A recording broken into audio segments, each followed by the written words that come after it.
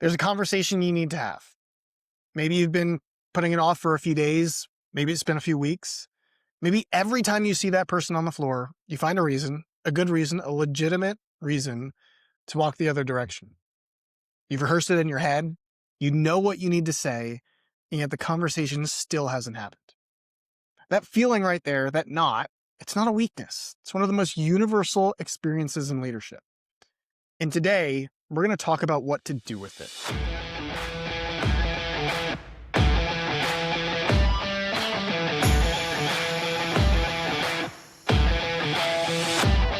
Well, welcome back to the Frontline Leadership Podcast, where we help organizations strengthen and empower the leaders their operations depend on. I'm Craig Coyle, former Apache helicopter pilot, aerospace leader, and founder of Operation Lead. Last week, we built something really important together. We laid out the full Preflight Accountability Cadence, which includes the mission, crew brief, crew responsibilities, and the one-on-one. And we talked about how that infrastructure creates the conditions for positive accountability to take root in your organization. Today, we're going one level deeper, because here's the thing about systems. They create the structure, but just like in construction, the structure is the starting point, but it's still far from a complete building. At some point, a leader has to show up inside that structure as a human being and say something hard. That's what today is all about. So I want to start today by making an argument against myself. We spend a lot of time on this show talking about systems and processes, infrastructure, cadences, the things that create consistency and predictability in how your frontline leaders operate. And I believe in all of it deeply, but I also want to be honest with you about something. Leadership cannot be fully systematized. The crew brief doesn't have the conversation for you. The one-on-one doesn't build trust on your behalf. The accountability cadence doesn't walk into a difficult moment and say what needs to be said. At some point, after all the structure's in place, after all the infrastructure's built, a leader has to show up as a leader. They have to say something hard to another human being or make a critical decision and navigate what happens next. That's where systems end, and it's where the real work of leadership begins. Sit with that tension for a moment, because it's important that we do. And we've all been there. If we're honest with ourselves, we've experienced it firsthand. It's in those moments beyond the systems, beyond the architecture that guides us through our day-to-days. That's where our potential as a leader exists. And one of those critical areas that we have to learn how to navigate as leaders are difficult conversations. See, when it comes to difficult conversations, most of us fall into one of two categories. The first is the conflict avoider. This is what I fall into. It's the supervisor who sees the problem and goes quiet, who knows the conversation needs to happen but finds every legitimate reason to delay it, who tells themselves they're being patient, maybe even strategic, that they're waiting for the right moment, but the team reads this silence as permission. So standards slip. Issues compound. The team member who needed feedback 3 weeks ago is now a bigger problem than they needed to be. And the supervisor, they're still waiting for that right moment that never quite arrives. The second is the conflict seeker. This is the supervisor who doesn't avoid, they engage, they attack quickly, directly, sometimes before they're ready. The conversation becomes a verdict. There's no dialogue, it's just delivery. The team member shuts down. They get defensive. They lose any sense of ownership over the outcome. See, the conflict seeker tells themselves they're being direct, they're holding the standard, they're not letting things slide. But the team member walks away feeling attacked, and they're less likely to come to the supervisor with a problem the next time something surfaces. Here's what's important to understand about these two failure modes. They feel like opposites, and in some ways they are, but they share a common root: discomfort, a skill gap, and no framework for navigating the space between the silence and the assault. Last week, we talked about avoidance and micromanagement as the two patterns that emerge when accountability is only experienced as correction. These are the same orientations, they're just showing up now at the most personal, most human level of leadership, inside the actual conversation. And they're both costing your team in more ways than you can probably realize. See, the story most organizations are running on when it comes to difficult conversations is this. Some people are just naturally good at them. They're wired for it. Direct, confident, unshaken by conflict. And everyone else, well, they'll figure it out eventually. Or maybe they won't. But it's mostly a talent or a personality thing. That assumption is wrong. And as long as your organization operates on it, as long as difficult conversations are treated as a natural gift rather than a learnable skill, you will keep watching good supervisors fail in predictable and preventable ways. This is where the system ends, but it isn't where the science ends. I'm a firm believer that there's way more science to leadership than we give credence to. And if you've been following along for a while now, you've heard me say this more than once. The science of leadership gives room for the art of leadership to shine. And yes, there's a lot of room for the art to shine in difficult conversations, but it's the science that gives it the stage. Difficult conversations are not random. They don't go well or poorly based on mood, luck, or how naturally gifted your supervisor happens to be with words. They follow patterns. The ways they go wrong are consistent. The ways they go right are consistent. And that means they are learnable, repeatable, teachable. Think about what we do in aviation. We don't strap pilots into multi-million-dollar aircraft and say, good luck, figure it out. Communication under pressure. We train them, we drill them, we give them a framework they can execute when the stakes are at their highest and their instincts are screaming at them to do something else. The same logic applies to your frontline supervisors. They don't need to be born communicators. They need a framework to guide them to success in this critical area. There is a body of research that has shaped how some of the highest performing organizations in the world approach this problem. The book is called Crucial Conversations. It's written by Patterson, Greene, McMillan, and Switzler, and it's been in print for over 2 decades now. It's been used in military organizations, healthcare systems, Fortune 500 companies, and yes, in manufacturing operations too.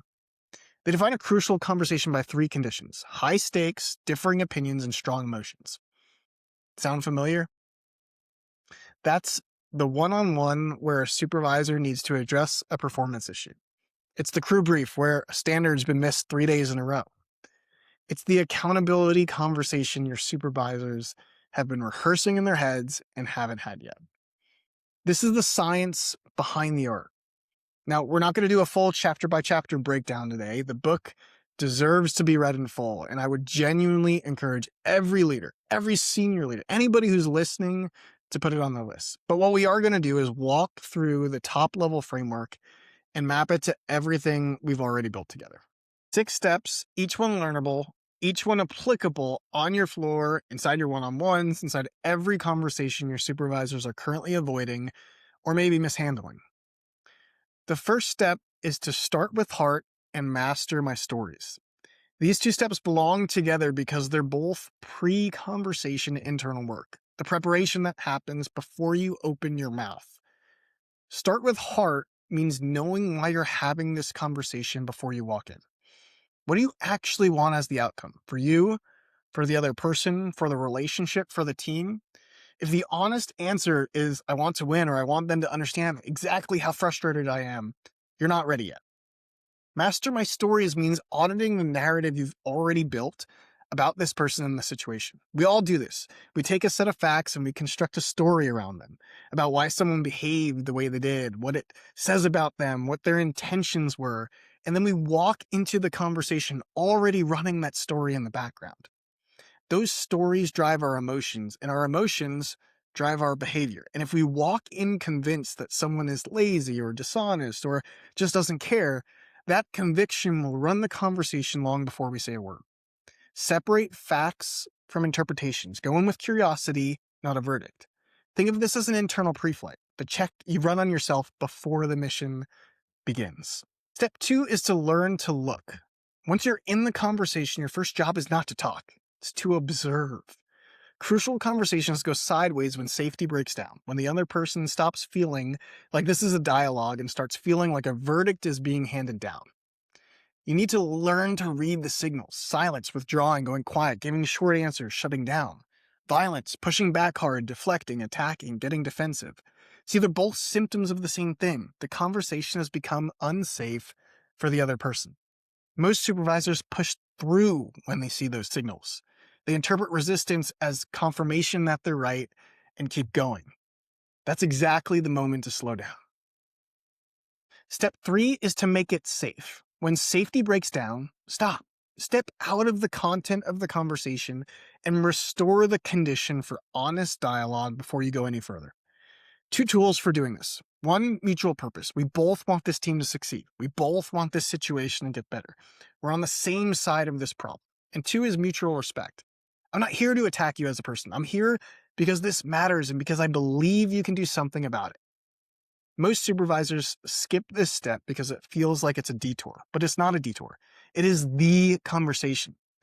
Everything else you want to say will land differently or not at all, depending on whether this foundation exists. This is the relational foundation that separates a conversation that builds trust from one that erodes it.